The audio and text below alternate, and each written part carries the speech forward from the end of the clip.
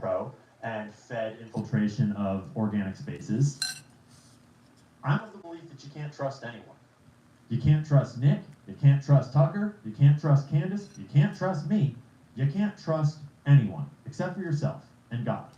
And so it's kind of meaningless to try to call people feds unless you have like literal, clear, hard proof. And you should just operate under the assumption that everyone is a fed. And the way I see it, that's a lot like asking an AI a question. It doesn't mean fucking shit unless they can show you sources. Unless they can show you where you can go to corroborate the information that they're sharing with you.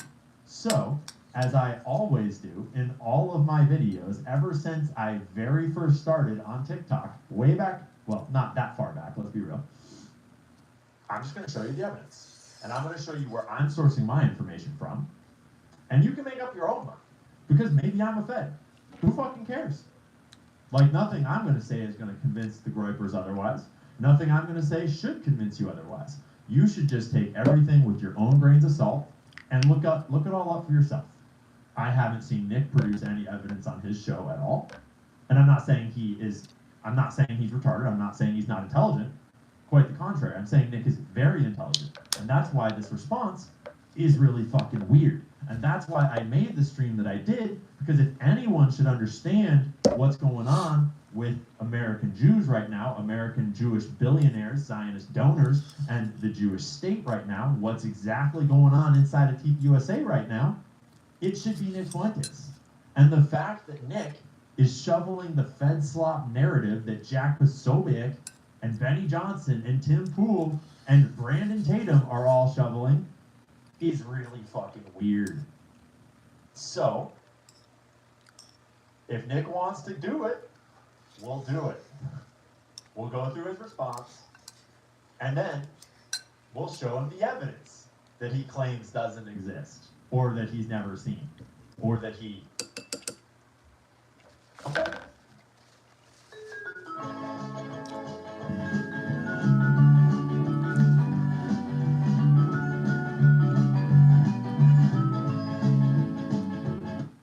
And I saw Ian Carroll came out today on a live stream pleading with me to join in on the conspiracy.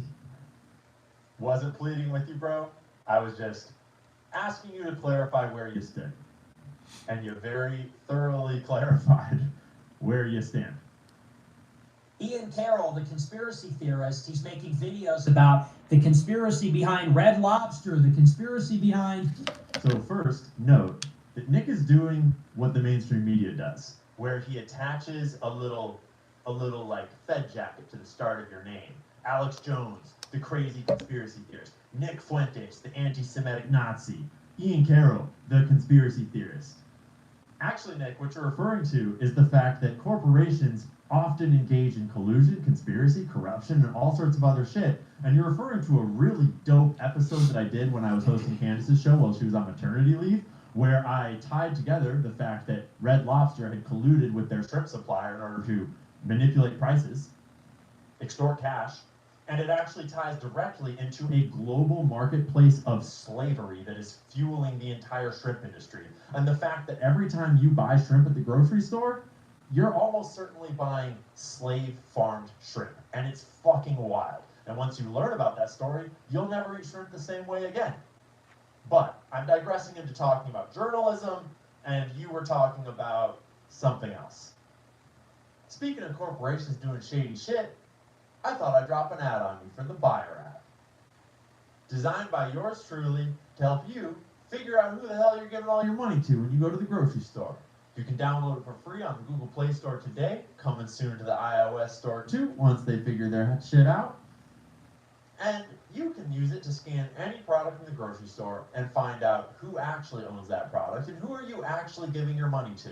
So that if you don't want to be giving your money to BlackRock, Vanguard, State Street, all the banks that own basically everything, and would rather support a family or founder-owned company, someone that actually cares about what they're feeding you, what they're putting in your skin and on your body, Buyer app is here to help. We don't take any paid ads, there's no strings attached, we have no investors, we own the thing outright, and we made it for you, so that you can get a little more informed about what the hell is going on in the grocery store and who is taking your money. That's the kind of ad I like to run. Found her own, supporting found her own. I hope it helps. Now, back to the video. Applebee's, the conspiracy behind Burger King. See, I've never talked about Applebee's or Burger King. He's just doing a little label to try to character assassinate before he gets into his arguments. He does a live stream tonight and says, where are you, Nick? We're all aligned on this against the Jews, and you are agreeing with Crowder and Tim Pool and everybody else. I'm not against the Jews. I'm aligned towards the narrative makes no fucking sense. We have plenty of evidence to say the narrative doesn't make sense. And when you look around to see who the most likely culprit is, once that narrative doesn't make sense, there's pretty much an obvious answer. If we don't have proof of that, we haven't solved the case yet. That's what journalists do, is they try to figure shit out. You're welcome to join. We need you. Why are you with them? And I would say with Ian Carroll, where's the evidence? What even is that? Sit tight. We got it coming here for you, bud. Everything other than evidence. They're going to say, well, Israel kills everybody else. Nope, that's not what anybody's saying, Nick. Okay, people die all the time, actually. No shit. People die all the time. And so this is called a straw man argument, where when you don't want to argue the actual points or the actual evidence, you stand up a straw man in the field and pretend like that's the argument that you're opposed to and that the other person's arguing, then you knock it over. Like, ha, I won the argument. No, sir. That's a straw man. And there are a lot of school shootings and assassinations. This stuff happens with regularity. Was Israel behind Luigi Mangione? Straw man argument. Has nothing to do with this. And by my understanding, no, haven't seen any evidence that Israel was behind it, Luigi Mangione. Why or why not? Was Israel behind the school shooting in Colorado that happened on the same day? Straw man argument. Haven't seen any evidence. Haven't looked into it nearly as deeply. I have no idea. Why or why not? Was Israel behind the shooting of Trump? Why or why not? Straw man argument. But on that case, actually, I have questions about who was behind that, because it was a seriously obvious cover-up. So Israel would be a suspect in my mind, but I don't know. I don't know if any of those people blamed Israel for the shooting of No, I don't think so, really. Trump. Was Israel behind the Las Vegas shooting? Straw man argument. No. And I produced content about that. And you could have watched it and realized that I did not blame Israel for it. It's possible that they're involved, because it kind of seems like some complicated geopolitics going on. But I don't know. Why or why not? Because the heuristic seems to be Israel is behind literally everything. Nope. No one's saying that, Nick. That's a straw man argument. And it's pretty fucking funny coming from you. Literally everything. Not most things, not things we can demonstrate with evidence. No, they're... See how he actually almost got to what people actually say is things we can demonstrate with evidence? But no, that's not what the argument is. I'm putting up a straw man so I can knock it down. behind literally everything. And if they're behind literally everything in the past, then it's safe to assume they're behind literally everything in the future. No one's saying that. And that is ridiculous. That doesn't make any sense. Why? Charlie Kirk was Israel's top guy. Oh, go on. I don't know how much more clear you can make it. And here's a perfect example. Hey, Ian Carroll, what? Actually, real quick, before we get to his Max Nordau talking points, let's review something. Charlie Kirk was Israel's top guy. And then we got a leak coming out of Harrison Smith saying, I'm not going to name names, but I was told by someone close to Charlie Kirk that Charlie thinks Israel will kill him if he turns against them. That was tweeted on August 13th of this year, a month before Charlie Kirk was assassinated by Lord knows who. And I might point out that it's a reply to a video where I was supporting Nick and calling out Charlie and Ben Shapiro for not debating Nick. First piece of evidence drops in, but it it's just a rumor. Still, it was corroborated by multiple sources, by multiple other journalists, multiple angles. Albeit, this reporting was after Charlie Kirk was killed. But let's just say that journalism has been picking up this vibe pretty thoroughly for quite some time. You can read into some of this reporting, and I know Nick Fuentes hates our boy Max Blumenthal, and the Groypers will say he's a Jew. Reporting is reporting, and he's got a pretty good track record. But feel free to discount it and move on to the next source. Charlie Kirk refused Netanyahu funding offer, was frightened by pro-Israel forces before death, friend reveals. A Trump insider and longtime friend of Charlie Kirk tells the Gray Zone how the assassinated conservative leader's turning point on Israeli influence provoked a private backlash from Netanyahu's allies that left him angry and afraid. Charlie Kirk rejected an offer earlier this year from Israeli Prime Minister Benjamin Netanyahu to arrange a massive new infusion of Zionist money into his Turning Point USA organization. In the weeks leading up to his September 10th assassination, Kirk had come to loathe the Israeli leader, regarding him as a bully, the source said. Kirk was disgusted by what he witnessed inside the Trump administration, where Netanyahu sought to personally dictate the president's personal decisions.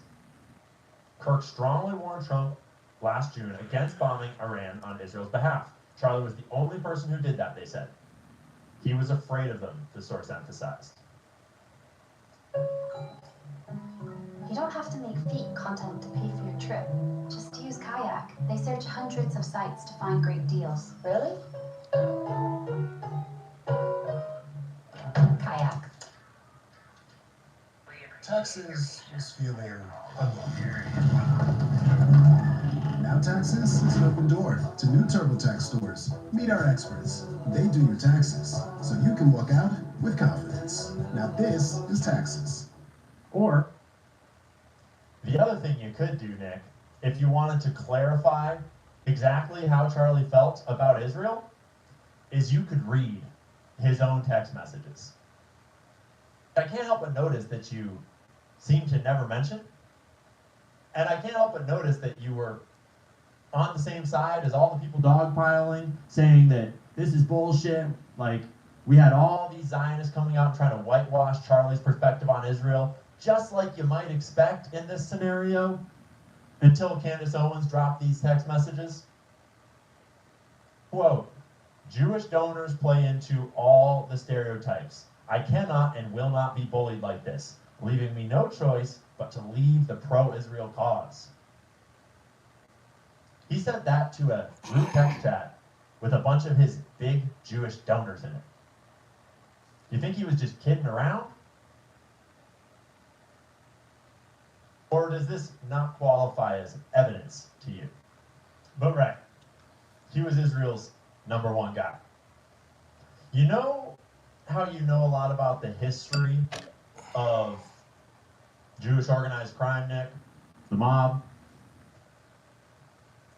You know what happens to someone when they try to leave the mob? When they try to walk away? Let alone when they become a traitor? In fact, his closeness to the whole situation, his closeness to Israel, is one of the best and biggest arguments for why Israel is a suspect. Similar to how when a wife is killed, you should probably look at her husband. Something like 40% of married women that are killed by some form of lover. I don't know how much more clear you can make it. And here's a perfect example. Hey, Ian Carroll, why did you on This part's amazing. September 7th tweet at Charlie Kirk, you're working for the Jews that killed Jesus? On September 7th, 2025, you tweeted that Charlie Kirk is working for the Jews that killed Jesus. Was I wrong? I didn't say the Jews who killed Jesus. You know what I said. On September 11th, you were absolutely certain that Israel killed him. Actually, that's not what I tweeted. But first, Nick,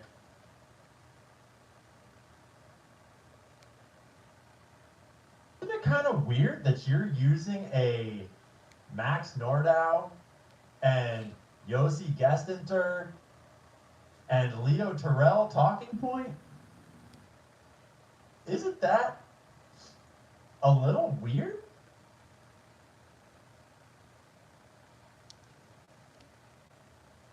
I think that's a little weird, Nick. But let's look at what I actually tweeted. Yesterday was a turning point for Israel-US relations.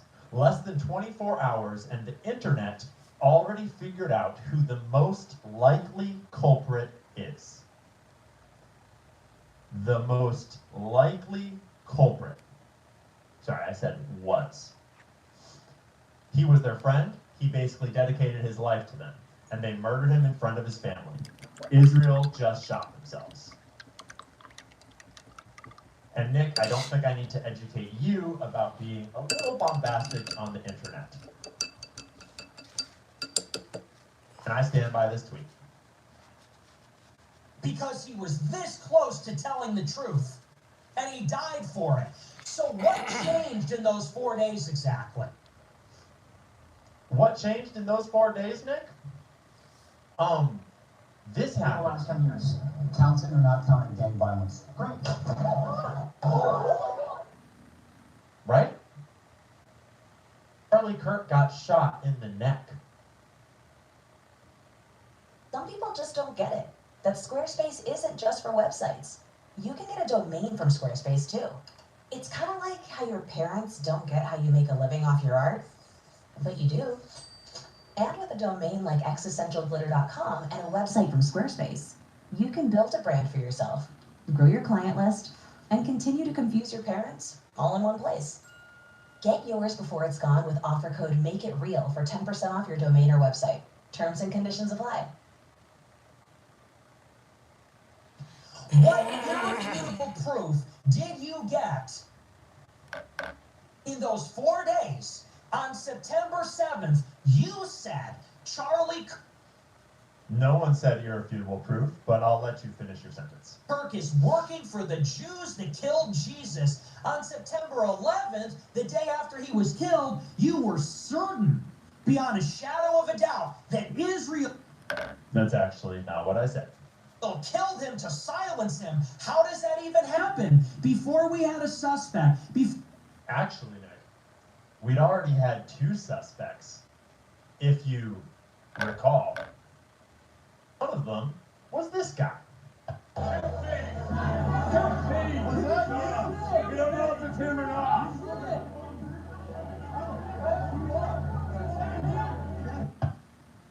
On September 11th, we were fed this critical piece of Fed slop, which you appear to be defending. Bolt-action rifle, which this technically is actually not a photo of the weapon, which will become very relevant later. This is just some other photo that the news agencies dug up, but the FBI and law enforcement told us on that day that Charlie was shot with a .30-06. And that's really all you need to know that you're retarded, Nick. And I'm going to get into all the evidence about that in just a little bit. But, no, I did not say we have irrefutable proof that Israel has done it. I said that the world had pretty much figured out who the most likely culprit is. And that's because we'd already figured out that the narrative that the feds were giving to us, you know, the really trustworthy FBI that you're shilling the narrative of, their narrative was already obviously bullshit 24 hours later. And we had plenty of evidence by then, if you've been paying attention, to presume that. Before we knew any of the facts, any of it. Actually, Nick, when you're doing journalism, the things that happen each and every moment of an investigation, of a cover-up, those are facts too. Facts aren't just what the FBI tells you are facts. Facts are what the FBI does along the way, what citizen journalists do along the way, what videos come out, all information. And by then, we had 24 hours of it, and that's all we needed to know. You knew for sure they did it. So, do you have ESP? Are you omniscient? Do you have telepathy? See his rhetorical techniques here? I don't think so. This is a grift. Who do you think makes more money online, Nick? You or me? This is a grift. It is intellectually lazy. Then I presume that because you're not intellectually lazy, you'll watch this entire video to the end and watch all of the sources that I'm going to show you. And maybe you'll even read some sources for yourself. It is dishonest. Nope, I haven't lied. You are making assumptions that you cannot rationally make. Let's keep that in mind. Assumptions you cannot rationally make. Rationality is going to be a big part of this conversation. And if you want to destroy your credibility, that's fine. Not bothered. Very proud of the content I put out. About to be very proud of the content I'm about to put out. Have at it. Show us your sources, Nick. If you want to destroy your credibility by blaming Israel for killing the #1 Israel defender in America, that is your business. But don't try to rope me into it and guilt me or whatever it is you're trying to do, saying, Actually, Nick, I was trying to extend a hand to you under the assumption that you're an honest and good actor to encourage you to look at the evidence before you do this. Because we all know the evidence. And you seem to be under the impression that I'm arguing right now that Candace Owens is right about everything. And that is not at all what I'm arguing. And you're going to notice as you watch this video that none of the evidence I'm going to present is Candace Owens saying things. It's actually almost all sourced from before she even said a word, because she took a whole week off. And we were all busy figuring this shit out before she even entered the fray. we're all on this side and you're over there. I've been over here, bro. Where were you? I've been over here. I was at Charlottesville. Kind of a funny, point. But you're right, Nick. You've been in the game for a long time. And you might have noticed that I specifically praised you for how long you've been in the game.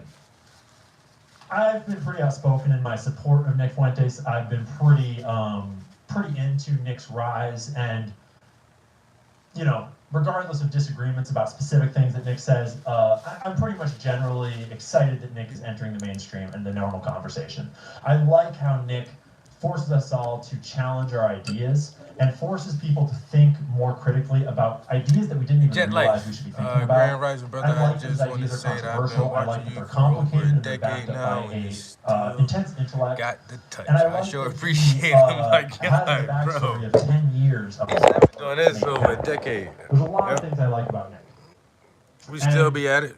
Obviously, the thing that most of us like the most about Nick is his stance on Israel. I need to kind of amend that statement now that you've made a more complete one. We really admire and like, at least I really admire and like, the intense intellect you apply to your opinions usually. Yeah, bro, we still be at it, Except this dog. one is a glaring departure from that norm, Nick. And it's kind of awkward. And that's why I'm saying this. Because it's really fucking weird, dude. Yeah, this is the It's really last weird. house I bought. And Hell, I've been I here know I'm not the only one that 7 is years noticing. now. Lest I remind you, where were you in 2017? Were you at Burning Man? Sorry, were you in some commune in Portland? Yeah, I was like in this house, man. Charlottesville in 2017. I love this part. I'll tell you where I was in 2017 in just a second. And Nick's not super far off the mark, which I think is hilarious. So I'm gonna swap out my water and get another paper towel, and then we're gonna see if we can wrap this little thing up real quick.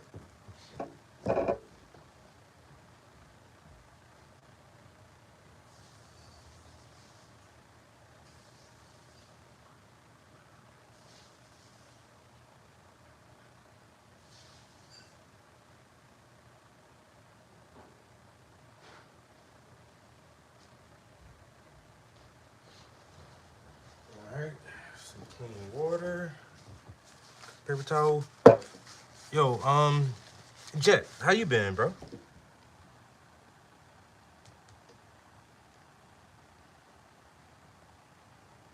Yeah. That's where we got our first start. When on the PlayStation 3, bro, when they let us go live like that, I don't know, the first time I saw somebody go live, I was captivated. I'm like, yo, this is fucking awesome. Anybody can have a fucking TV show. Anybody can be a streamer. And all you needed was your PlayStation. You ain't had to buy all kind of fancy equipment and all this other shit. I miss the early days. I ain't gonna lie, yo. The early days of streaming, man, on the PlayStation, that shit was fucking fun. It was kind of like this new thing for the gaming community, too. Well, we've been streaming for a while, but, like, to have access to the live streams like that for just everybody from your console, like, I don't know.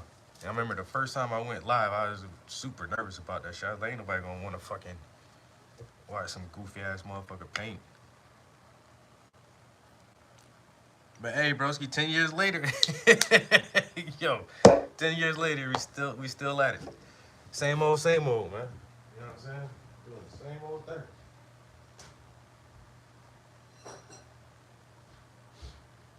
I'm painting these up right here for a paint and sip I got coming up. So I gotta make my reference so that everybody knows what it should look like when it's done. So almost got this finished. We're gonna try to wrap it up real quick. And then, I don't know, I got an appointment for my mechanic. If he has time, he's gonna call me and let me know if he can see me today. But then I was supposed to have an event at 4 o'clock today for, what time is it? It's actually, damn. Supposed to be somewhere at 4 o'clock today. I don't know if my mechanic can get me in and out by then, and if he can't, should I just let him hold the vehicle and not go to the event, or tell him I'll wait till tomorrow and just drive the vehicle the way it is? I don't know. I gotta think. I gotta at least another hour or so before I have to make a solid decision on what I'm gonna do. So we'll just sit here and enjoy the moment for right now, and we'll think about some shit after we finish this painting.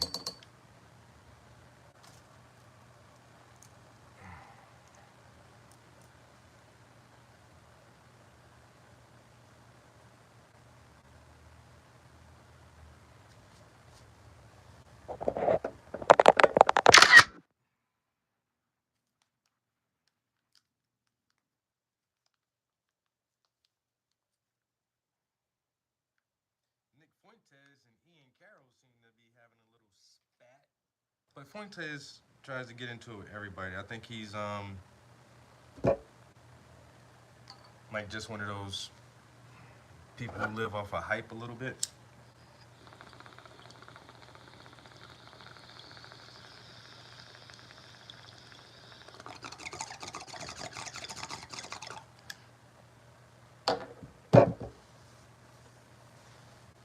They just live off hype and controversy.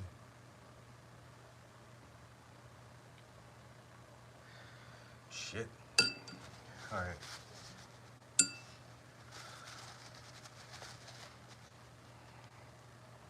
Now I need to go over these snowmen one more time.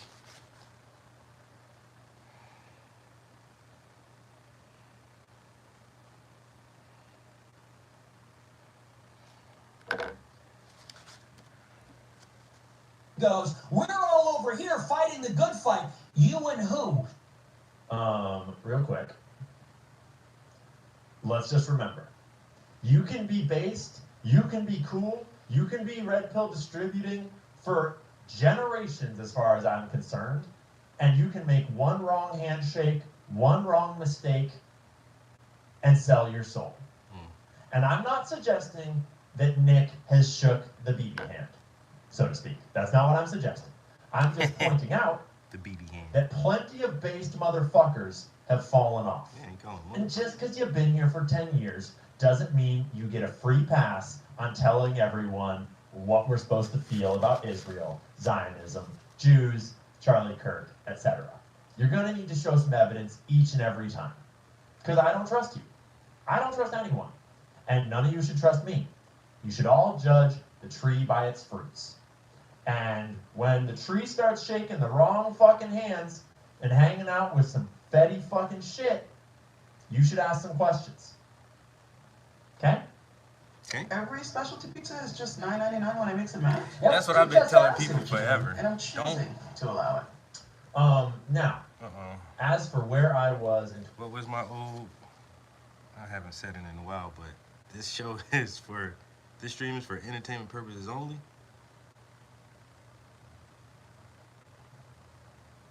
Do not believe anything I say. I'm doing this just for fun. If you think anything I say is real or true, I advise you to do your own research and find things out for yourself, because most of the time I am wrong. So once again, this stream is for entertainment purposes only. Do not believe anything I say. Please don't. I always want people to go, if I say anything and you think it sound true or you think that shit believable or sound real, don't believe that shit. Go look it up for yourself. Don't believe it just because I said that shit. I say all kind of shit. That's what Ian's saying. Like, Ian's saying, I don't believe nobody. If I can't figure that shit out and verify it for myself, I don't believe.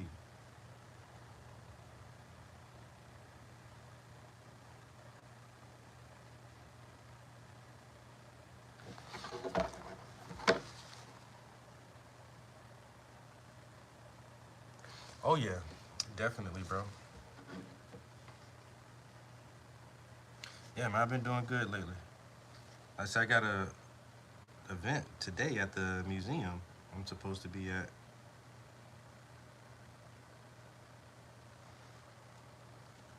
At 4 o'clock, we got a museum exhibit. They want all the artists to be there.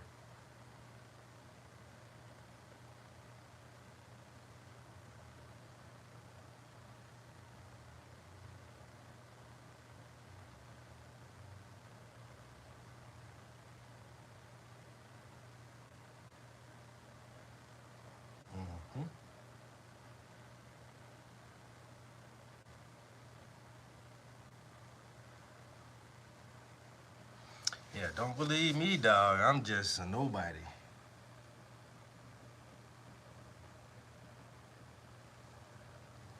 And most of the shit I say, I'm repeating.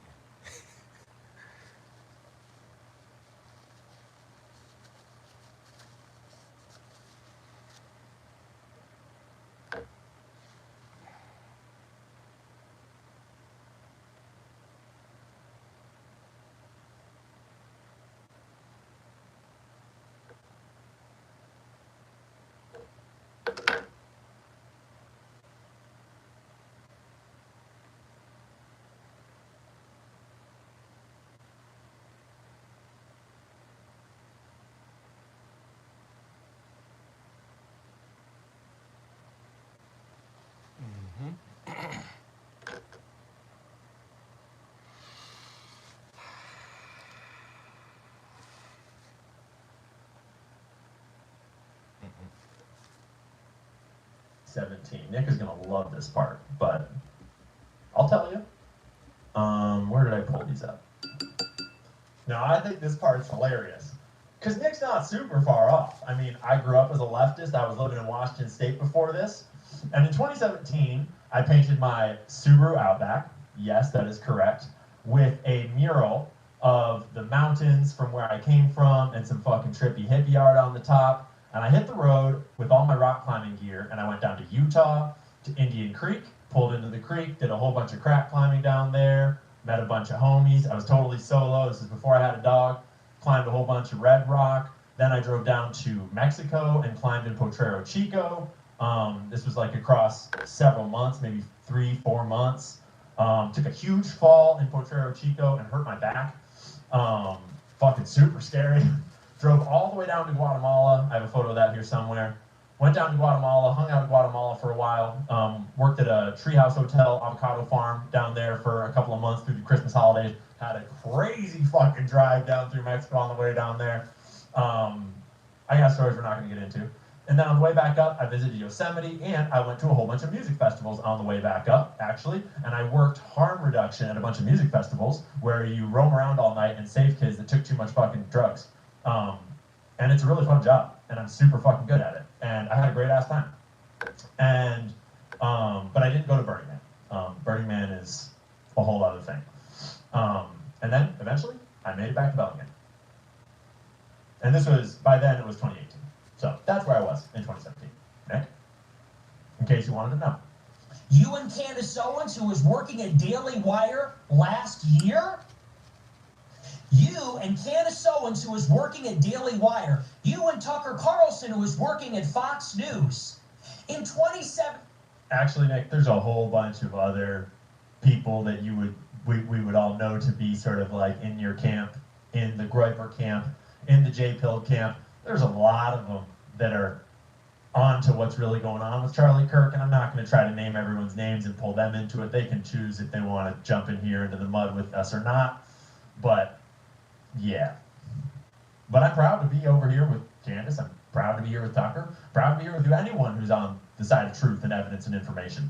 I don't care if they're feds. I don't care if they're assholes. I don't care if they're black, white, fucking new, old, whatever. Ben Shapiro could come join us over here and I would be stoked. I don't care.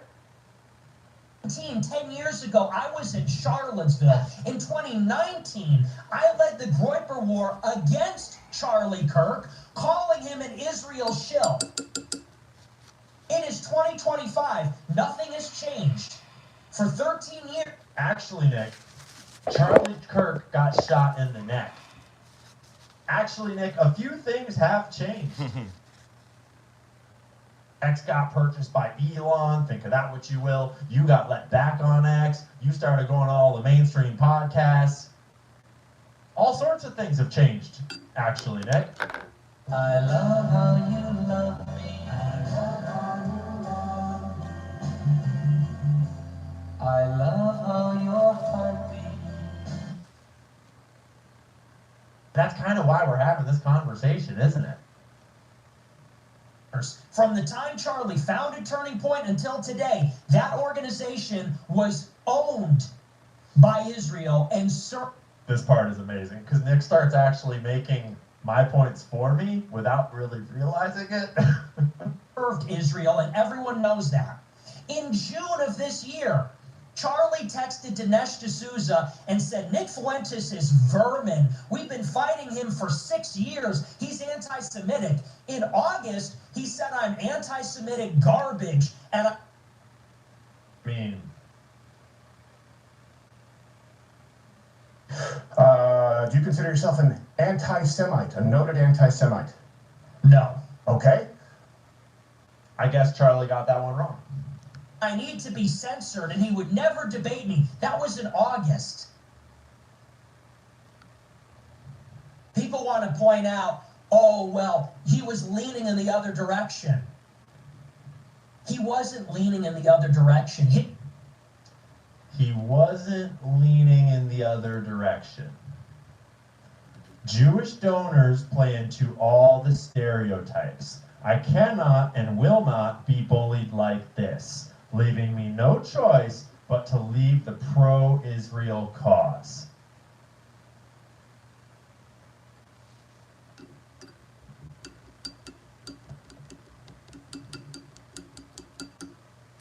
All right, Nick. His right-hand man, Andrew Colvin, I love this part. comes from Salem Media. We know. Andrew Colvin, you know, the one that tried to cover this text message up after Charlie got killed, the one that we've all been suspicious of from the start of this whole thing? Yeah. It's Andrew Colvin, right? To address some of the things that have been going around on public, namely about a group text chain that has been made known and released by Candace Owens. And I just want to address it head on because, you know, that was a text grab, a screen grab that I had shared with people. So it is authentic. And I want to go into it because I actually am really excited that the truth is out there. Can't you tell how excited he was that the truth was out there? Now that he was exposed as having had that text message for weeks and letting the smears of Candace go on and on and on, despite knowing for a fact that Charlie had told the Jewish donors that he was going to abandon the pro-Israel cause. He just let Josh Hammer and all of these fucking shills, Rob McCoy, all of them try to whitewash Charlie's legacy. Benjamin Netanyahu, he let Benjamin Netanyahu try to whitewash Charlie's legacy. And Andrew Colvin, Nick, is that the one? The one that we might have some questions about? Look at who's involved in Salem Media. Oh, we have. It is a Christian Zionist outfit. It is in bed. Some of the people involved with Salem Media are in the comments of our exchange here, Nick, defending you because you're arguing their points. With Israel. You want to know how I know that? Melissa Straight used to work there. From Prager University. She also used to work for Unit 8200. Oh, we know. In the IDF. That's where Andrew Kovic comes from, and he was Charlie Kirk's right-hand man. Not sure what we're proving by saying that Charlie was in a den of vipers surrounded by Zionists. That's kind of the point. Charlie Kirk appointed Andrew Kovic to lead their struggle session about Israel after the Turning Point SAS conference in July. When Israel bombed Qatar in contravention of Trump's own foreign policy, who did Charlie Kirk invite on the show to do Hasbara and explain the party line? Ben Shapiro. Nick acts like Turning Point is as simple to run as his show, and that there's no oversight, there's no joint decisions, there's no complexity at all. It's just Charlie makes every decision purely. I don't know how that decision was made, Nick. Speaking of bombing places, what did Charlie do when we were talking about bombing Iran? You know what Charlie did when Trump was going to bomb Iran? Well, Charlie Kirk played devil's advocate. He lended his platform to Ben Shapiro to give Israel's position. And on Wednesday, the day he was shot, Charlie Kirk met with his rabbi to prepare him to defend Israel at Provo.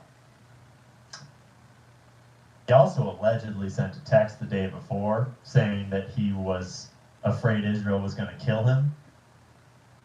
Might have even said tomorrow, depending on what those texts say. We haven't seen them yet. I suspect they're out there, but we'll find out, won't we? As he was writing his forthcoming book about the Jewish Sabbath. And this is the guy that was martyred for fighting Israel? Yeah it is. Because you damn well better kill him before he flips. And we have all the proof we need to know that he was flipping hard.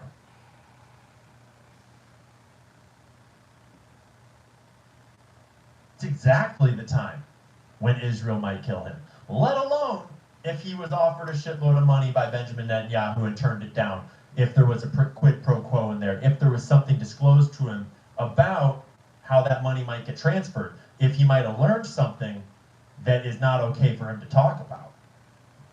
That's exactly the kind of thing you might kill him about. And the urgency with which you might need to kill him as you watch this flip happen, as you see this text message go out, that urgency is going to play into the evidence that we're about to go over here. You already pay rent, so what if you could earn points that turn into your next vacation, or help cover a future rent payment? It can. Pay rent with Bilt to earn flexible, valuable points. Redeem them through the Bilt travel portal, directly with airlines and hotels, or for everyday expenses. Plus, earn even more rewards at your favorite restaurants and fitness studios, and get VIP treatment with exclusive experiences just for Bilt members every single month. Join over 4 million renters already getting rewarded on rent and in their neighborhood.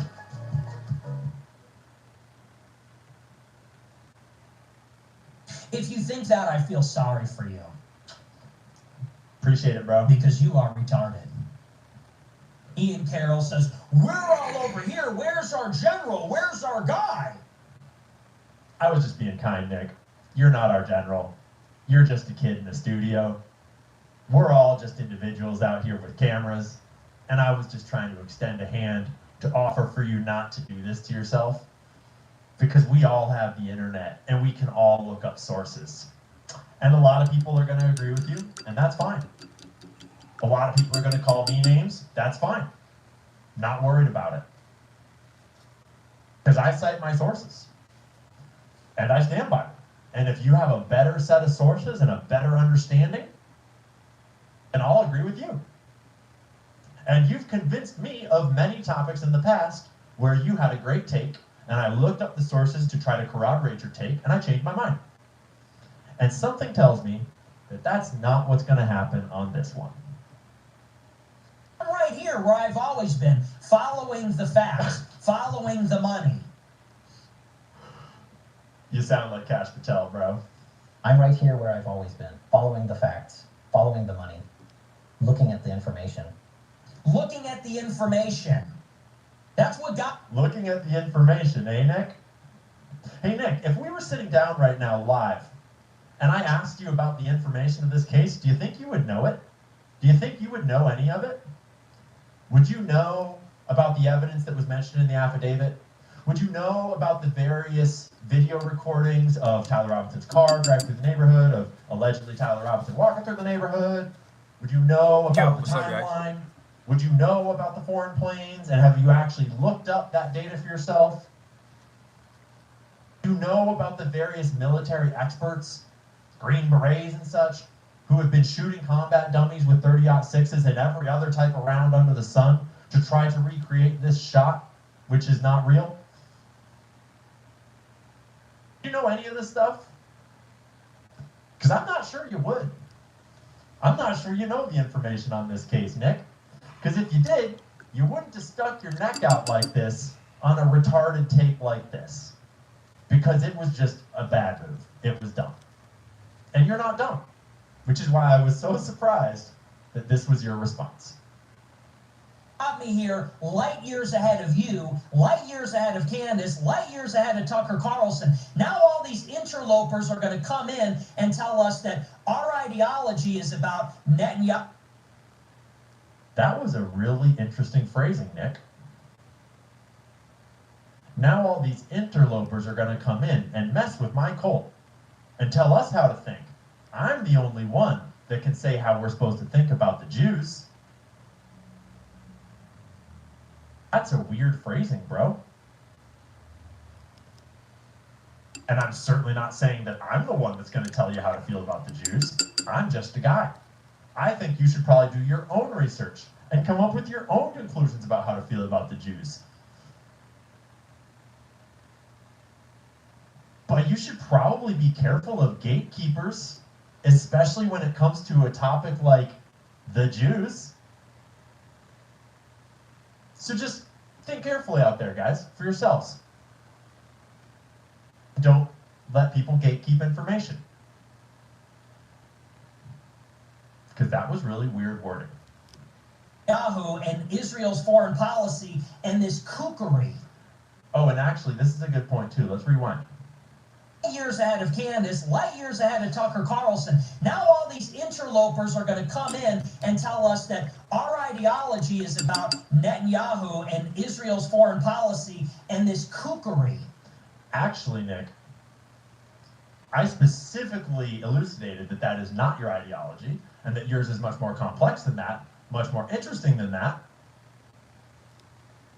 And it actually changes my mind when you have spoken about it.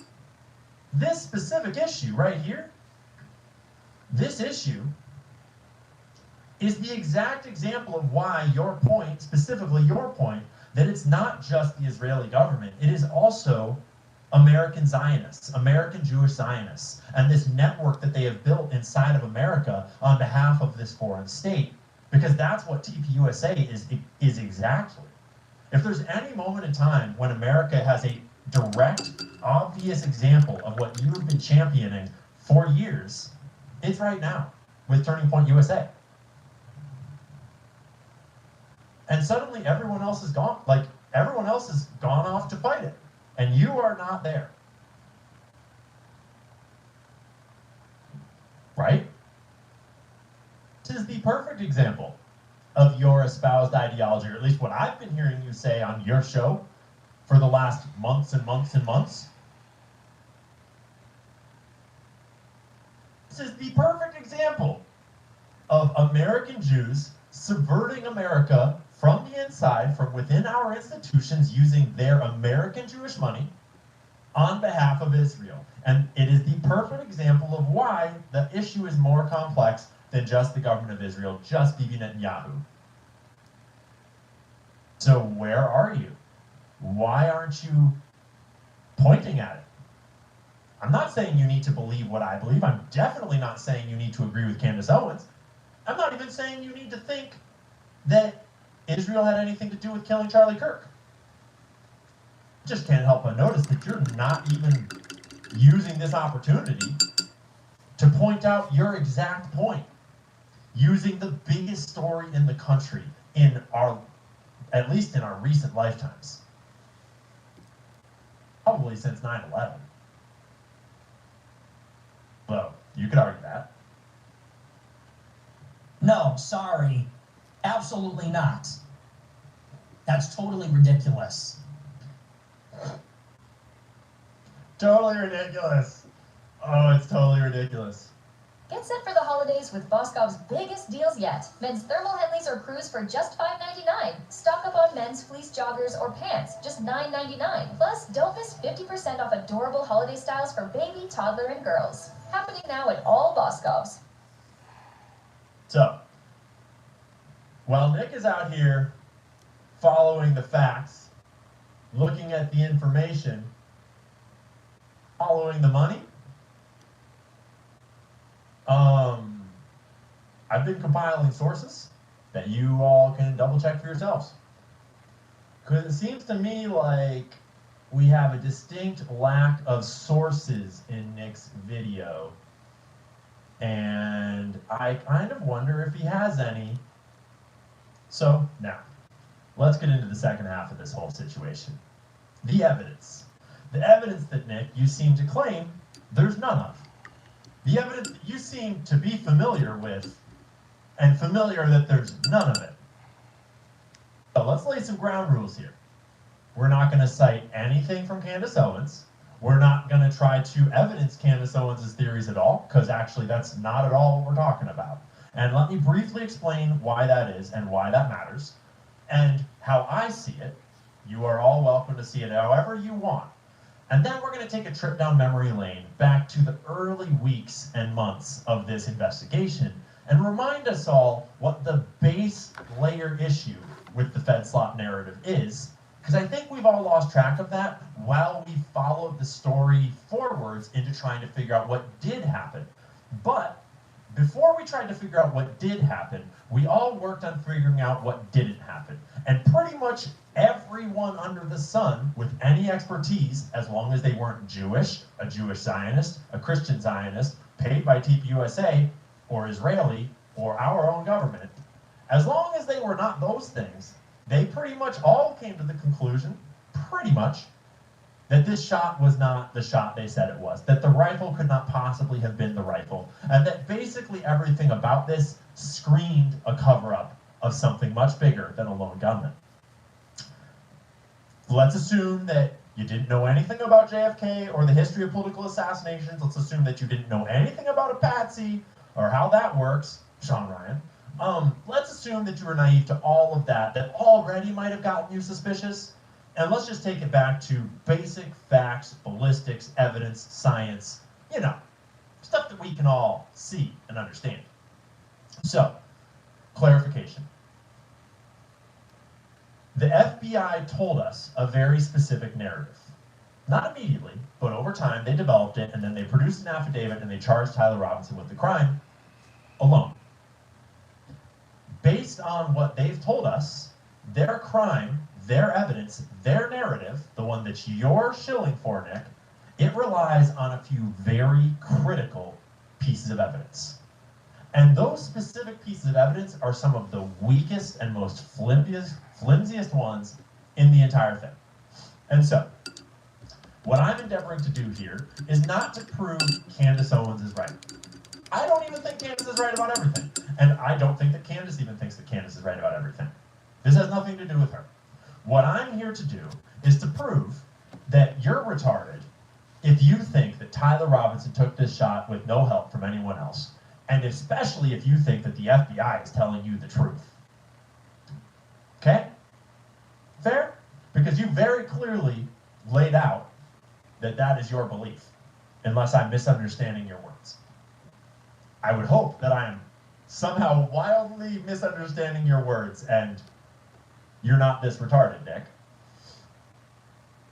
So, some of the key pieces of evidence in the Fed narrative, the way that I see it, is first and foremost the rifle. This is standard for any murder investigation, the weapon. The weapon that links the killer to the crime. Okay? We'll get to that in a second. In this investigation, we have footage, which is pretty significant, but it might not be the most conclusive for either side of the story. Tyler Robinson allegedly confessed to his parents, and that's going to be a big piece of this story, because obviously a confession would be a very big thing if we had evidence that it had happened. Him turning himself in would be great evidence, but we have questions about that as well. He sent a bunch of text message confessions to Lance Twiggs, which we'll talk about. He had Discord logs where he allegedly confessed to the crime, which we'll talk about. He left a note under his keyboard, which we'll talk about. And there was DNA left at the scene of the crime on a screwdriver, allegedly, sort of, on the rifle, the towel, and I guess that's it. The screwdriver's a little fuzzy. And then his car was seen on doorbell cams near the scene, etc. There's a few other pieces of evidence, but these are some of the main pieces of evidence that link Tyler Robinson to the scene of the crime. If I missed any, let me know. I just threw this together from memory this morning and then compiled all of these from my other notes. So, let's start with the gunshot. The very first thing that the whole world saw. And the gunshot was, in my opinion, suspicious to begin with. Getting shot in the neck could indicate human error. I didn't get the vibe, but I'm no expert, so we're going to consult some experts. But once the FBI told us what rifle was used, plus where the shot was taken from, shit gets downright impossible. And so let's look at a little bit of evidence. And once again, I'm no expert. I am no combat veteran. I'm no marksman. I don't own rifles. So we're going to defer to the experts, which, Nick, I'm sure you're not one of. This is from the channel One Shot TV. We got 6 ball round blew through 20 pounds of meat and 2 beef femur bones. So those are not easy to stop. I'm hoping this one will give us a slightly different result. And I'm going to aim towards the front left of our ballistic dummy neck, 45-degree angle, and we are shooting slightly downward as well. So I also have to hit the vertebrae because that's allegedly what redirected this bullet.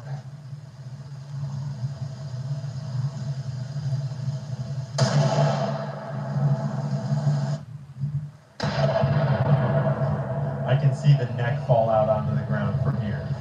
Well, we definitely penetrated our water jugs, and I don't think this is going to help to stop the conspiracy theories. His head fell off.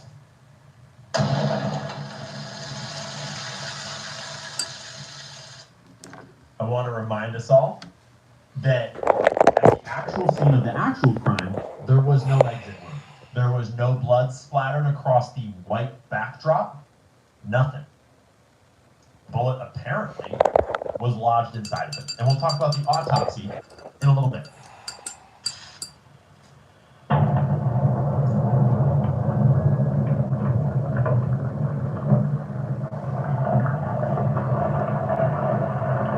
Did you see the spine fly out the back of his neck?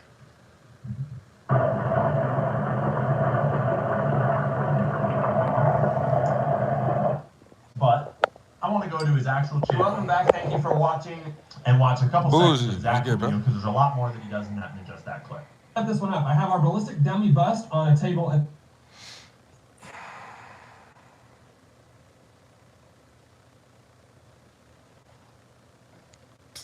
All right, we got I think we're ready for our paint and sip. So we have all our boxes of supplies there. Probably will get some more paint. And we have all of our canvases made up. so that everybody gets a nice starting point. And we have an example so that people can kind of see like the direction they can go in if they want to. You know, somebody may just want all trees in their snow globe. Oh, I ain't put no snow on the snow globe. All right, let me see if I can do that.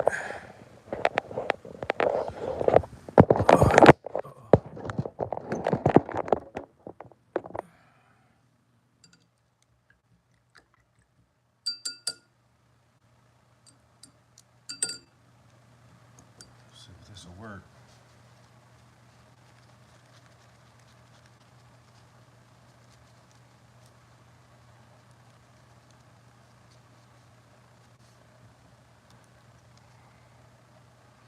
How you do the snow is you get some on your brush, kind of tap it in.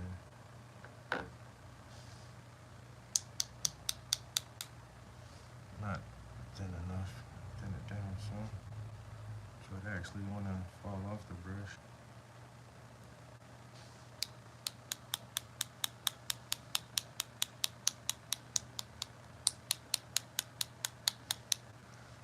Thin it down a little bit more.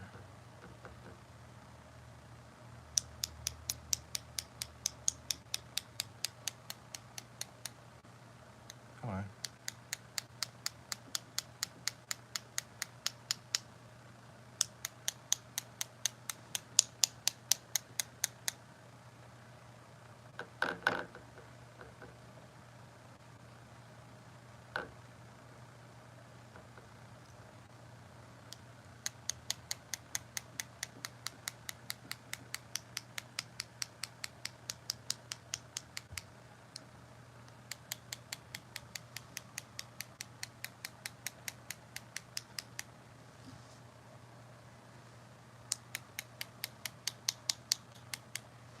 All right, I think that's enough of that.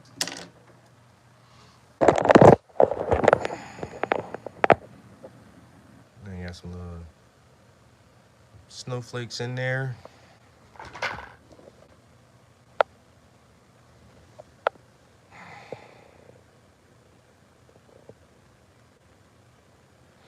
Oh, I didn't finish the yellow and the orange bulbs either. Shit, man. Am I done or am I not done? All right. I guess I'm not done.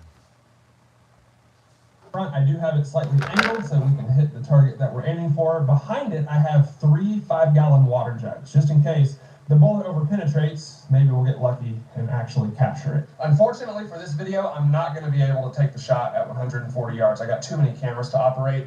Trust me, it's a chip shot. There's going to be almost no difference between 30 or 40 and 140. It's a 1,000-yard gun. So we might be gaining a few feet per second, but ultimately the result will be very similar.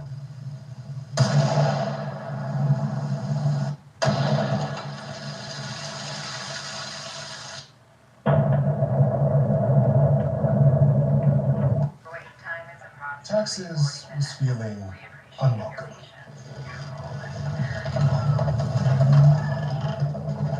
Now Texas is an open door, literally, to new TurboTax stores. Meet our experts in person. They're ready to do your taxes for you, so you can walk out with confidence. Now this is Taxes. Intuit TurboTax. So to clarify, when the shot was first shown on camera, if you were experienced with guns, marksmanship, this sort of thing, you could have ascertained that there was no exit wound, there was no blood splatter behind him on the white backdrop. And almost every rifle round, you would expect some sort of blood splatter. You would expect a lot more carnage from this shot if it. I mean, that's the very first, and I'm definitely not a gun expert, and I'm not a fucking avid or professional hunter. Once again, don't believe shit I say, but I have hunted before, and I have shot guns before.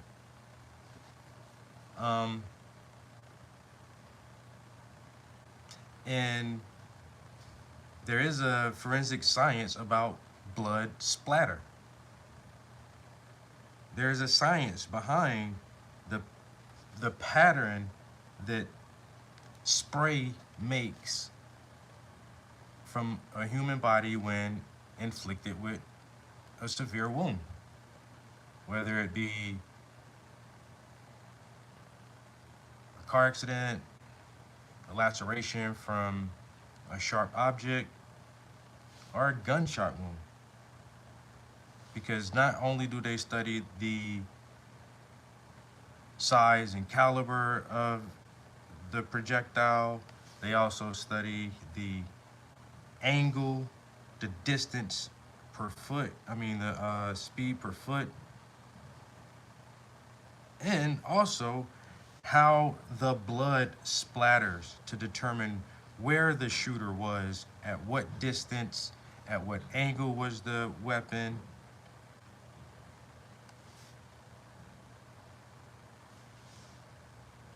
And this is a hard science.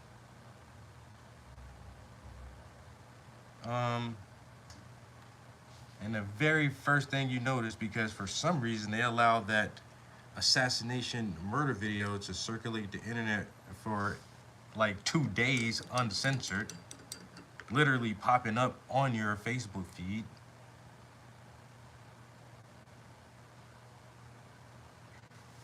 We see an exit wound and not the blood splatter of an entry wound where they said the shooter was from the roof. Once they said, oh, it came from the roof, I'm like he got shot from the back, because the shit, he got shot and the shit came out like this way. His blood started squirting like this.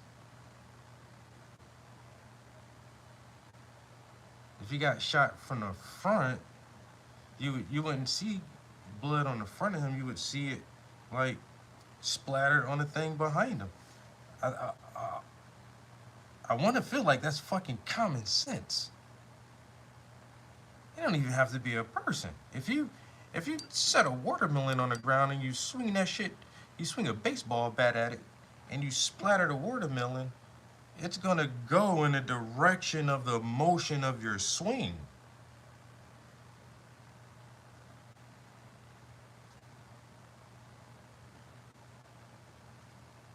But somehow they say he got hit from the front.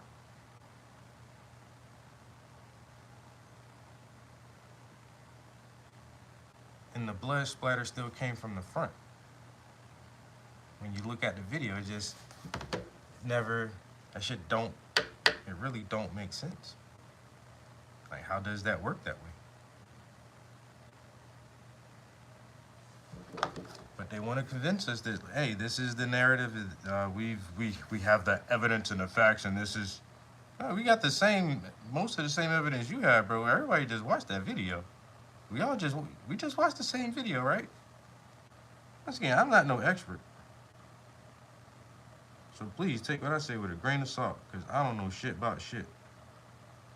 I'm just comparing that situation to other real life situations that I have experienced. And once again, if you kick or splatter or mush something some kind of way, you know, even with me with a tube of paint, I'm squeezing paint trying to get it out, and it's tight, and then it just automatically squirts, you know, one way from the pressure. If I'm squeezing it, it's not gonna, and the force is going in this direction, the paint isn't gonna squirt back on me.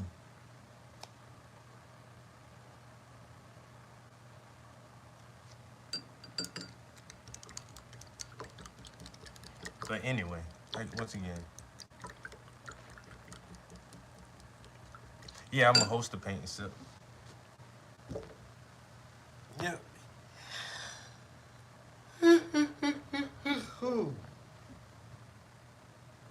Oh man. Like I say, right now I feel like I'm basically done. Right?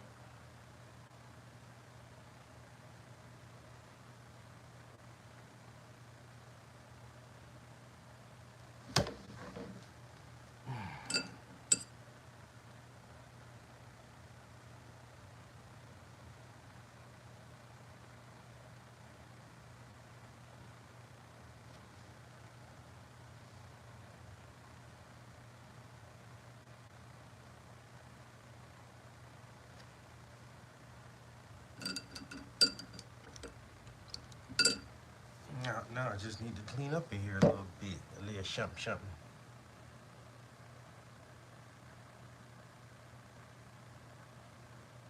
That's a cool little painting.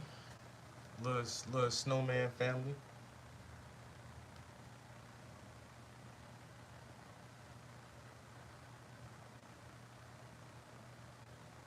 The princess. You know? Rifle. And that not existing, but it being the type of shot that it was, but apparently no shooter in the crowd with a handgun, gets pretty weird pretty fucking fast. So it was a pretty suspicious shot right from the start.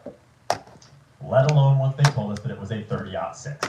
One of the biggest rounds that people use.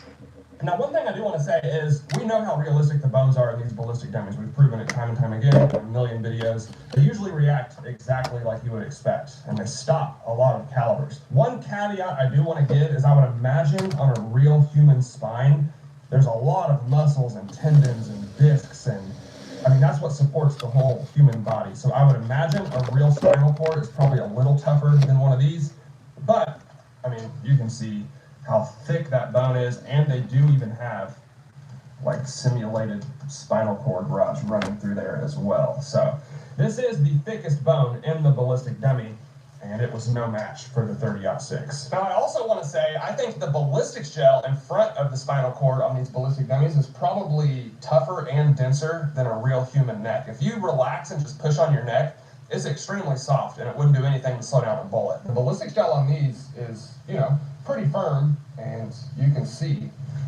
the damage that we have before it even got to the bone. So let's watch some more shots. So hopefully we're not too far off. This is Full Metal Jacket. They're the same bullet. We should be able to hit it.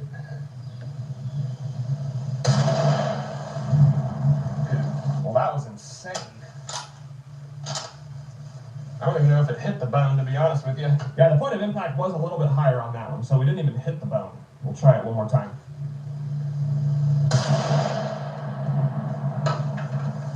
Well, the fact that I saw the spinal bone fly up in the air and then I heard bone fragments landing on the table, it's not a good sign.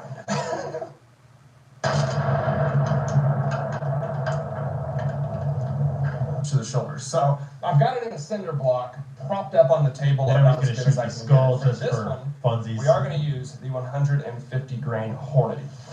Let's see how effective a 30-06 actually is.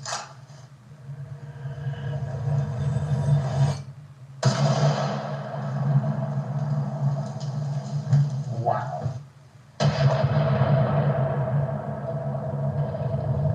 You might also notice how loud the sound is.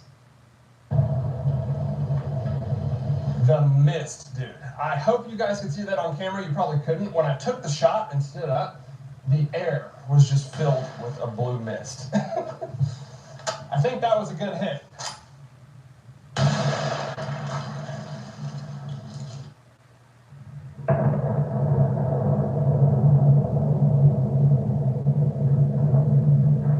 The 30-06, ladies and gentlemen.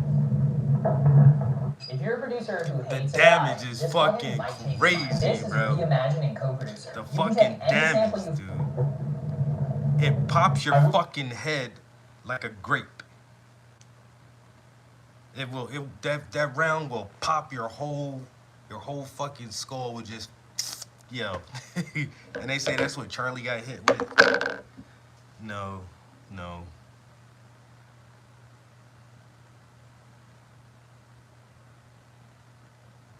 Oh my God, that's, yeah, that's full destruction. If it hits you in the leg, your leg coming off, nigga. If it hits you in the arm, your arm coming off.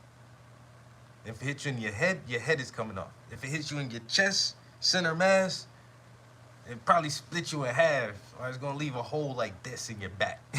Yo, that's wild.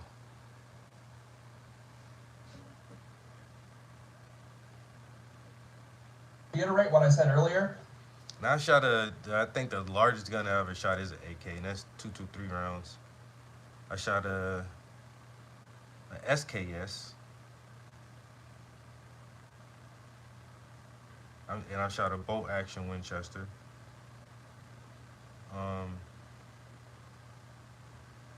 I've never shot a shotgun. I shot tons of like fucking different kind of handguns, but like as far as like long rifles, nah, the AK is like the biggest joint I ever shot. I'm trying to think. Yeah, I don't have a lot of experience with guns actually. I've had a couple of guns, but that shit was for safety. I wouldn't just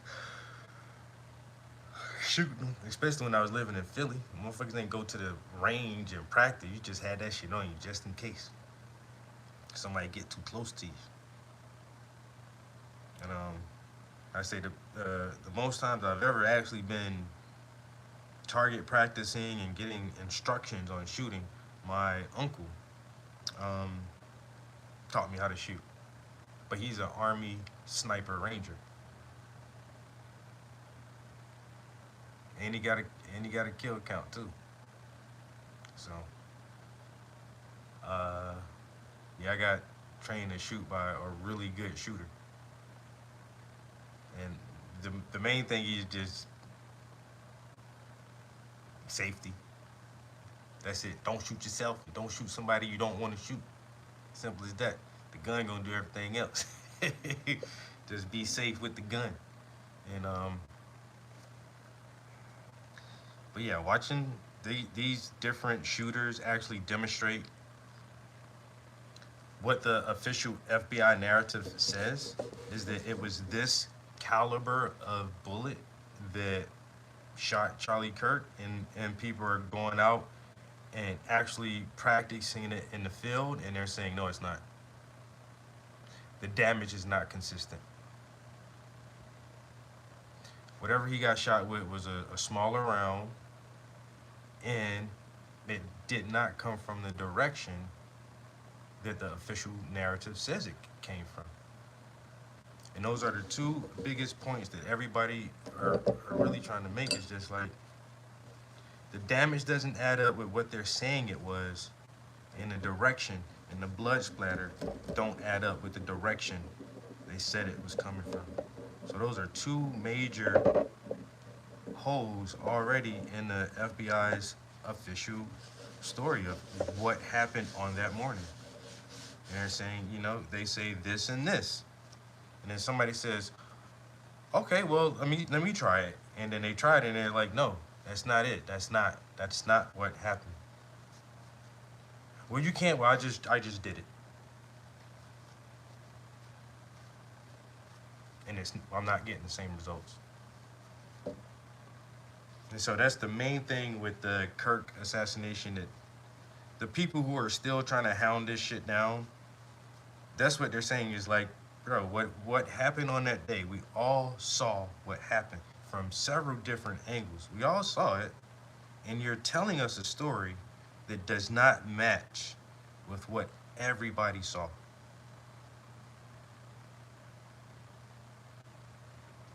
You're telling us a story that doesn't match.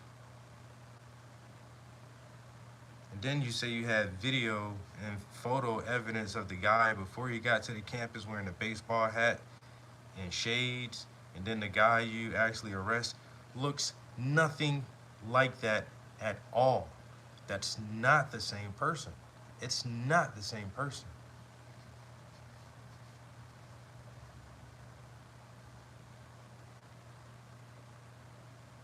I fully agree. A 30-06 stopping in the body, especially the neck, is extremely unlikely, but I still don't think it's impossible. We don't even know what kind of bullet was used yet, so it's hard to say for sure that they're lying about that. I would give it like less than a 1% chance. Very unlikely, but that doesn't mean it's impossible. And just to be clear, I'm not saying that they're not lying or there aren't inconsistencies in this story. There clearly are, but as far as the caliber debate itself, I don't think it's completely impossible. I think pretty impartial guy. This next piece is really important though. It's extremely unlikely. I'll go ahead and quickly tell you my thought process on this. You can call me naive, whatever you want to say, but if this was a planned assassination, you know, name a foreign country, government agency, whatever, why would they lie about the caliber? Like, if they planned the entire thing, why not just plant the correct rifle on the Patsy that you've chosen and then say that was the caliber that was used? What? That's not a naive question. That's a super intelligent question, actually. And in order to answer it, I believe that you need to have a firm grasp of the history of assassinations and of how Patsies get set up. Because setting up a Patsy is not easy. It's actually super fucking difficult. And in order to get all of the pieces in place that you need in order to have a Patsy in the right... It don't matter what you saw, nigga. It don't matter what you saw. This is what you're gonna believe. This is what you're gonna believe. You know, one of the biggest ones I still can't get over, and I've been saying it a while because I just learned this like last year or the year before, that Dr. King didn't die on the balcony where he got shot. He made it to the hospital alive.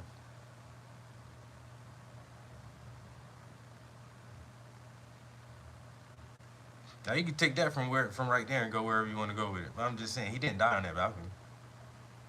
So, was his doctor Jewish? I don't know. I have no clue. But yeah, if this was a planned assassination attempt, then why lie about the caliber of weapon that was involved? What sense would that make? Why not just plant the proper weapon that would be consistent with the ballistic evidence of the actual shooter? Like, why would you have to get a shooter to use one type of gun and then plant a different type of gun somewhere in the woods wrapped in a towel and say that was the murder weapon? But the two weapons aren't the same, or they are, not compatible with the, same type of ammunition. Then why would you do that? Because that's just adding an extra loose end to tie up, so to speak.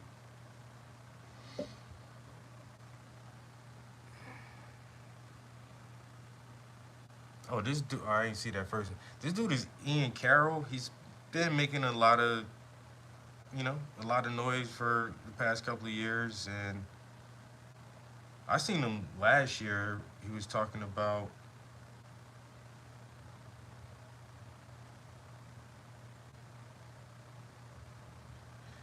who owns the stock market.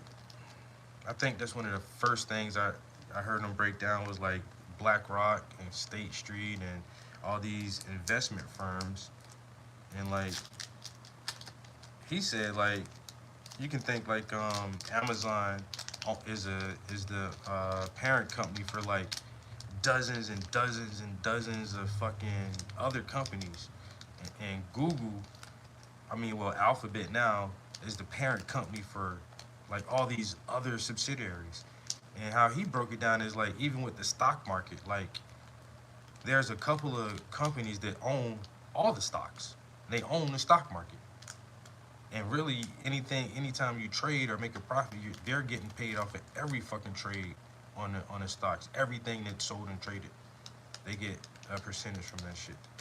And he's like, these are the companies that really run every fucking thing, because they literally own every fucking thing. And I was like, and the way he broke it down, he had a really good presentation and showed some numbers and some articles, and it was pretty compelling. I was like, yeah, I ain't think like just a few motherfuckers own all the stock market too. He was like, nah, everything is goddamn a monopoly. Everything. And so ever since that first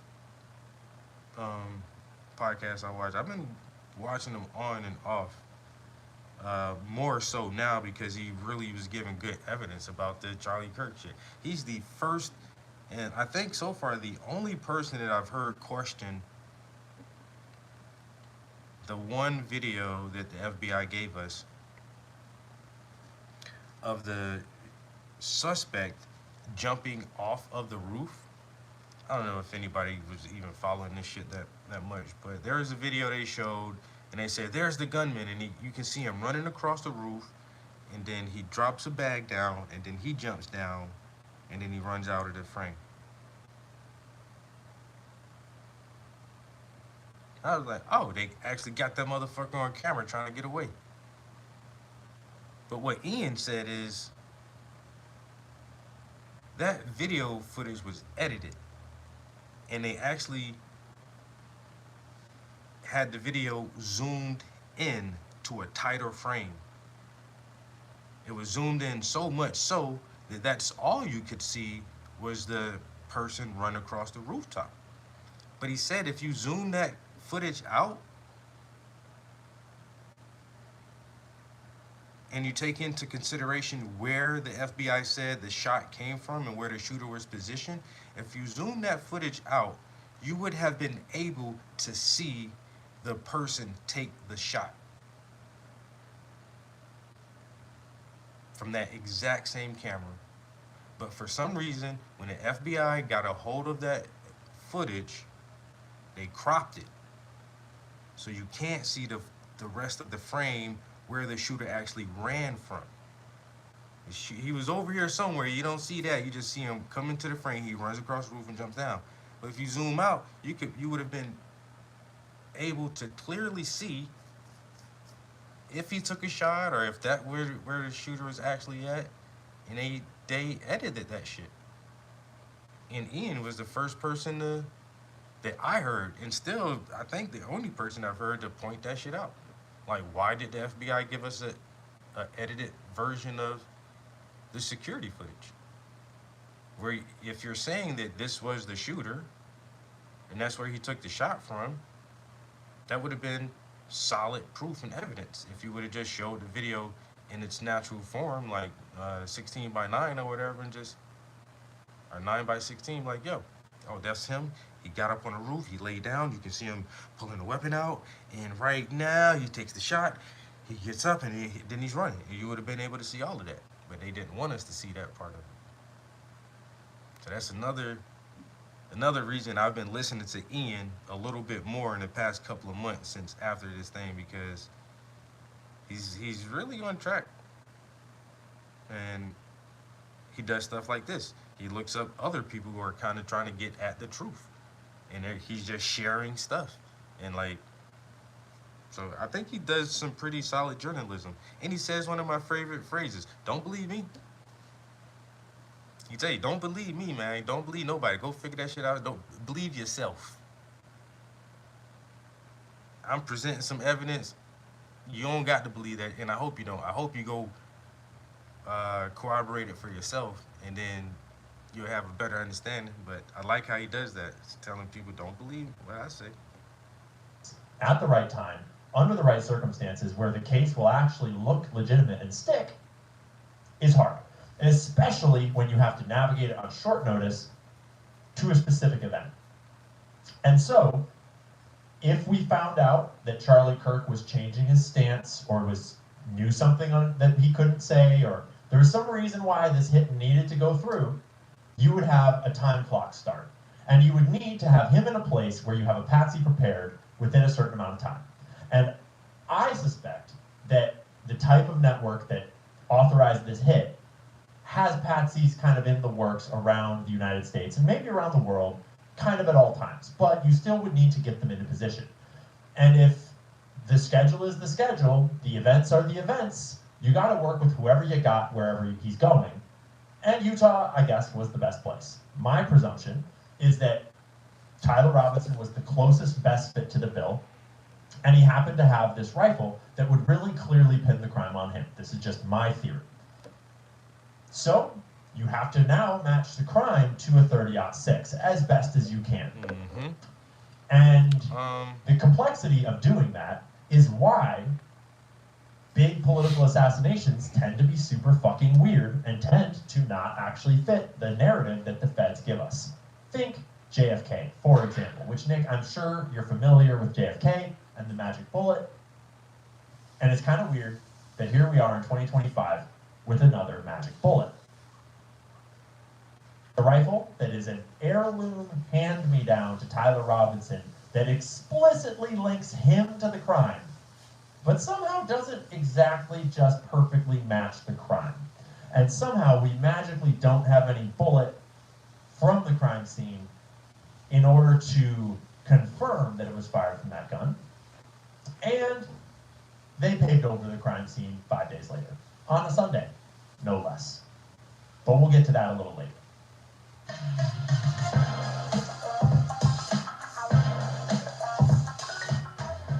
When you're a parent with kids, there are a lot of things going through your brain every day. Before Skylight, our calendars didn't really align. Now we can see our schedule together, we can plan our schedule together. It manages us all, it keeps us organized. It's just so simple. It's just very intuitive. I don't know, you gotta type it out? No, it does it for you, yeah. Last night, when I imported a menu for the first time ever, that was an aha moment. If my Skylight broke today, I would order another this afternoon.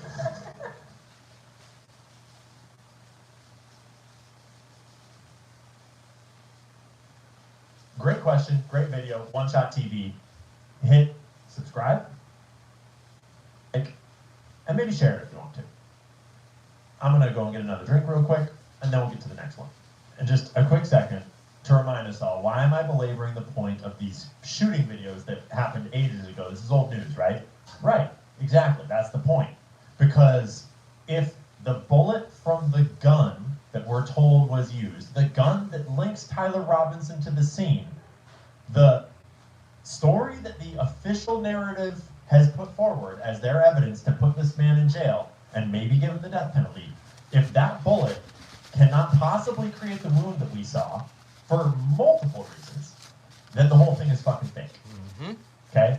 It only takes one break in this official narrative, that's especially one this big, a whole bit. Bro, the fucking weapon has to match the crime. You can't tell me a motherfucker got shot 3 times, and then I say, where's the weapon? You pull out a fucking baseball bat. That's not gonna work. Or you tell me a motherfucker got shot with a shotgun, and then you pull out a fucking 9mm. Like, that's not the same. And forensic scientists can prove this shit, yo. If you say it's a fucking 223 or 30-06 or whatever, yo, then the damage should be consistent. And somehow it's not. And that's all most people are trying to say. I know I be up on this conspiracy shit a lot, but I just hate. It's not even the conspiracies. It is the conspiracies themselves, because a lot of this shit is just absolutely tragic. But it's the fact that our government assumes that the population is so stupid and ignorant that we will fall for this shit every time. Every time. And there are some instances and cases like this that just kind of make your senses perk up and be like, there is something really strange about that. There's something really odd and peculiar about that particular incident. And it feels like another one of those times where the government is going to give us some bullshit ass story and hope we forget about it.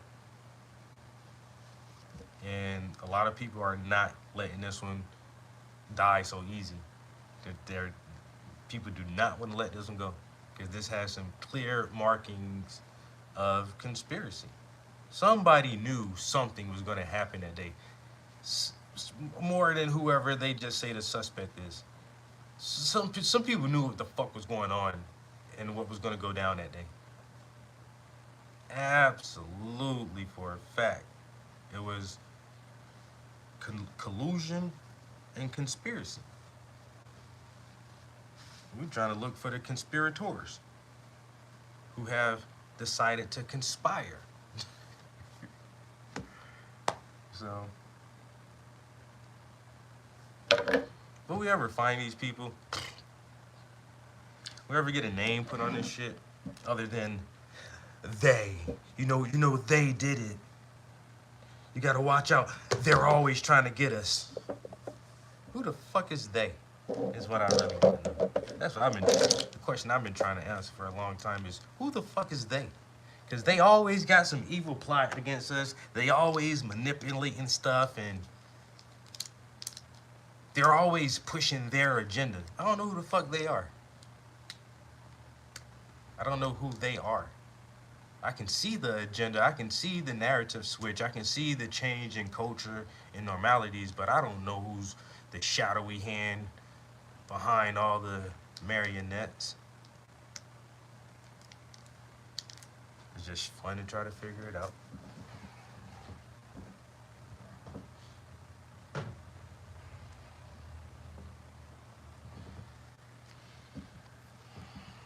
I might take a little picture of that real quick.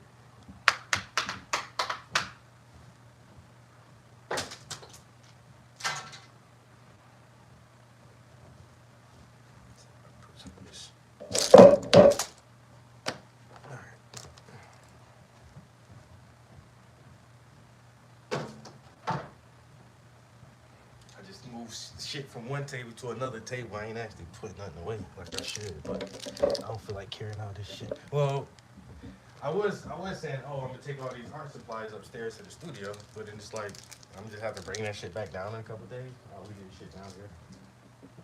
Not gonna be toting this shit up and down the fucking stairs. That shit'll be fine. Just where it's at. Oh, I can't take a picture because I'm on the phone. I'm using, well, I can take a picture with a tablet, right? Let's see if I can take a picture with the tablet. Camera, bro. Always wipe your lens before you take a photo. Your lens always has schmutz on it. Right?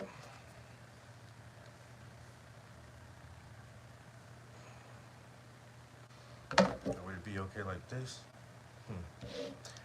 The phone in the stand is actually giving me a shadow. I don't want the shadow right there.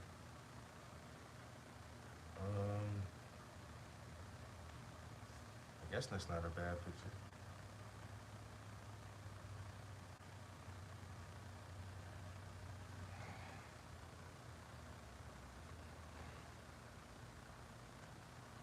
All right.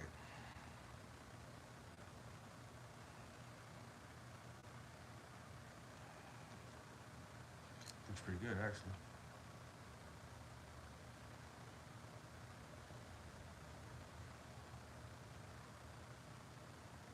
Why did YouTube just stop my damn video? I ain't clicked off of YouTube, but just...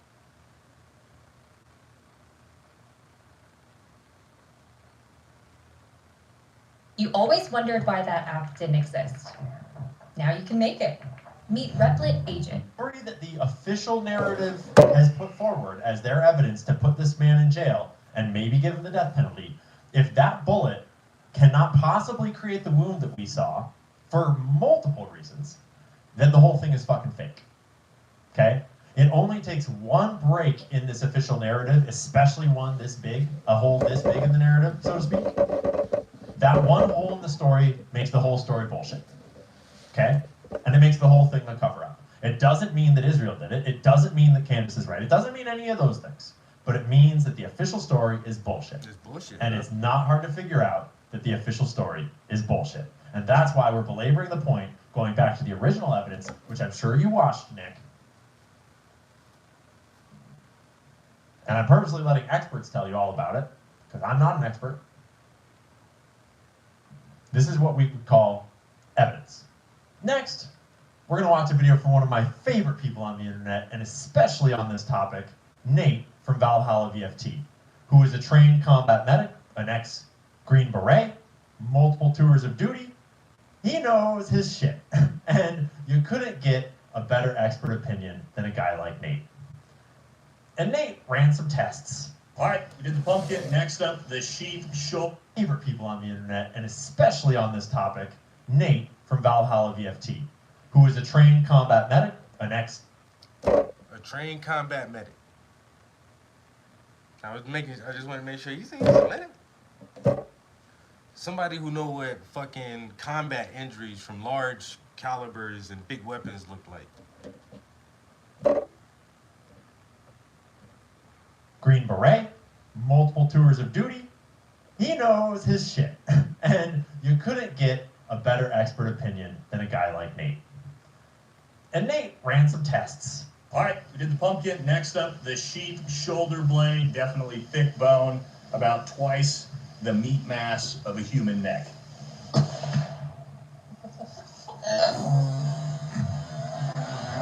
Straight through. That's the bone was going through there. Yeah, so as we can see, the sheep's shoulder blade annihilated. 306 basically ripped this entire thing in half, straight through, no bullet. Now we're going to attempt these beef vertebrae, which are, if you look at these things, incredibly thick, 2-3 inches thick at some of the bigger parts. Brian was telling me that butchers can use concrete saws to saw through this, so a little bit stronger than a human neck. We're going to check that out next. All right, so here we go. Next test, cow neck vertebrae.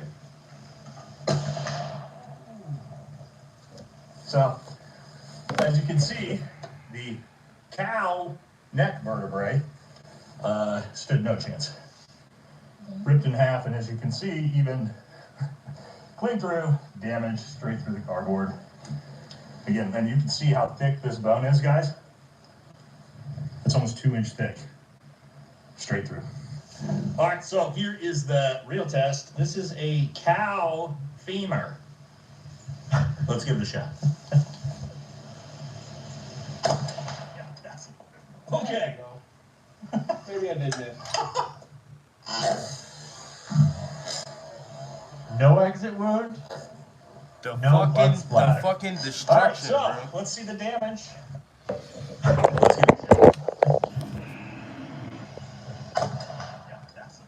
Okay. Maybe I did that. No exit wound. No blood splatter. All right, A cow so femur. let's see the damage. I can't imagine how hard a cow femur bone is. Shit like this So, here fucking we go. thick. Where Brian hit that directly in the center. Literally exploded that cow femur in half. Blew straight through. More. Now, we're not only going to take a cow femur, but for anybody that says, wow, there's no meat, we're going to slap on a fat 4 inches of beef in front of the cow femur and see what happens. I'm gonna give him a thick skin. Bone significantly stronger and thicker than Charlie's spine. A bunch of meat significantly thicker and stronger than the front of Charlie's neck. Tape for skin significantly stronger than Charlie's skin. Skin like me. All right, last test on the meat. Again, cow femur, bunch of beef, thick tape, and then we're going to move up to the steel. Here we go.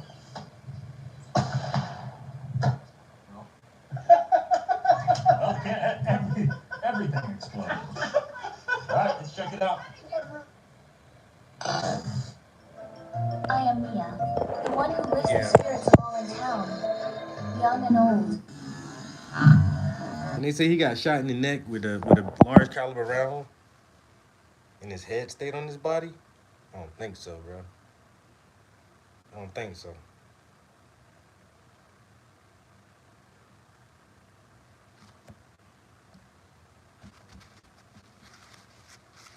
It's just, it would have created too much damage. The damage would have been way. I mean, what we saw was horrific. It was horrific.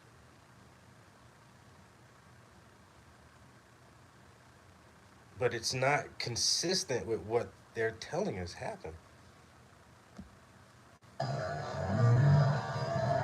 right, so let's take a look at the crime scene. As you see, the entire thing exploded on us. The camera got knocked down, flew through this, as you can see. All right, here we go. Here's our cow femur. The damage to that. Literally snapped in half, and then our neck. Remember, that was like a regular looking roast that we built before they nice, shot solid, it. thick 4 or 5 inches of meat, absolutely obliterated. So yeah. So yeah, next we're gonna test the steel theory. So we're gonna actually shoot steel and see what happens. All right. So if Charlie had a neck of steel, as we've been told, what would happen if you shot a steel neck with a 30-06 round. Guys, now we're going to test literal steel. 1/4 inch, 3/8, 1/2 inch steel. Let's see what it can do.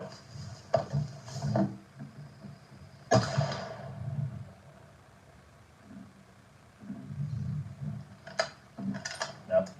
You hit it?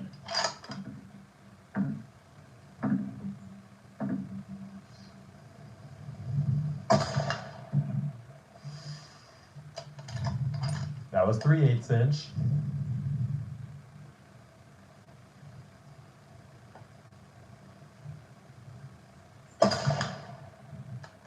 Bro's a pretty good shot. All right, I already said the same thing. Yo, that dude's a good fucking shot. Steel here. We have our, and thank God we got an actual. You can tell them they purposely put the shots all as one take so they could show you how good of a shot he is. competition shooter here to hit this 2-inch by 2-inch plate from 100 yards, which I probably wouldn't have been able to. Clean through 1/4 inch steel. Clean through 3/8 inch steel and 1/2 inch steel. Almost, well, actually, it potentially did actually blow out the side of that. So, yeah. Guys, final thoughts. Literally nothing we brought out here today could stop a 30-06 round. Literal steel can't stop a 30-06 round. So actually, the whole man of steel argument doesn't even make sense, does it? So, we just wanted to bring this one to you guys, show you what a 30-06 round can really do, and so we can sort of kind of stop the confusion about if this was possible or not. And hope you guys enjoyed this one. We'll catch you in the next one. So you see why, as soon as this event occurred, all the military men, all the hunters, like half of America immediately had some serious questions about what we were being told. Yeah. So if you're not familiar with Dr. Chris Martenson, this video is much longer, much more all-inclusive. He's a very thorough man, very much more scientifically minded, and he recorded his testing and findings much more meticulously than most people. He has a couple of really great pieces in this, and then we'll smash a whole bunch of shooting footage together as quickly as we can. That we understand what's going on here. And by the way, this is a cross-section of the human neck right about at the C6, C7, which is the lower cervical bone area there, and somewhere between the C6, C7 bone. If this shot came in at about a 10-degree angle, it would have missed everything. It would have mainly gone through muscle. So that's why we're going to use pork roast, because we think that most carefully mimics the muscle. Did you catch that? Based on the location of the shot and the location of Charlie, which earlier in the video he meticulously angles out and shows why this is probably a relatively accurate representation of where the shot would have hit the neck, there's actually not a lot of indication that it should have hit the bone in the first place. It very well should have gone straight through his...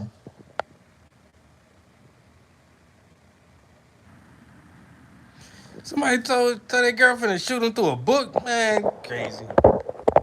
Hell nah, book ain't gonna stop. That's paper.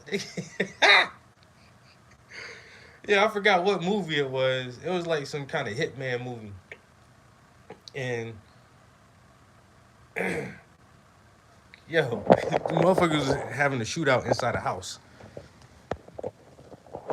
Just like this, yo.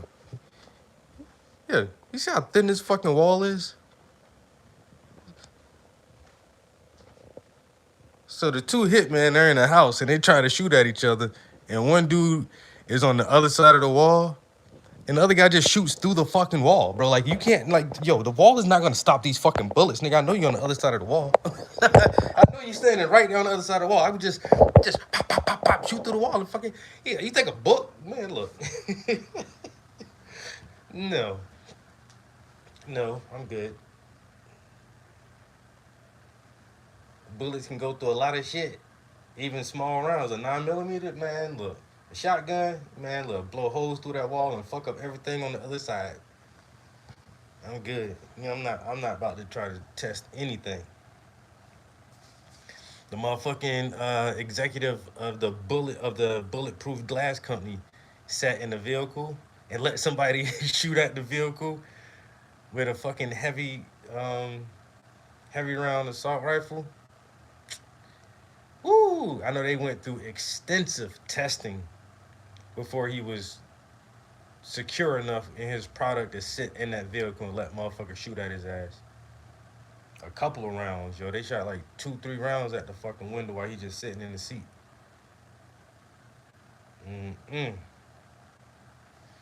That shit made me sweat just think about it. I ain't trying to test. I ain't want to test no shit like that. I ain't even lying. All right, guys. I think that's about it for now. We got we almost got the living room squared away. I thought I was gonna have a mechanic appointment today. My guy's not calling me, and then I am supposed to be somewhere at 4 o'clock. So I don't know what I'm gonna do. I really think I'm gonna just play the game for about an hour or so and see if any ideas come to me on how I should play out the rest of my day. I'll catch y'all in the next one. Peace. We out of here.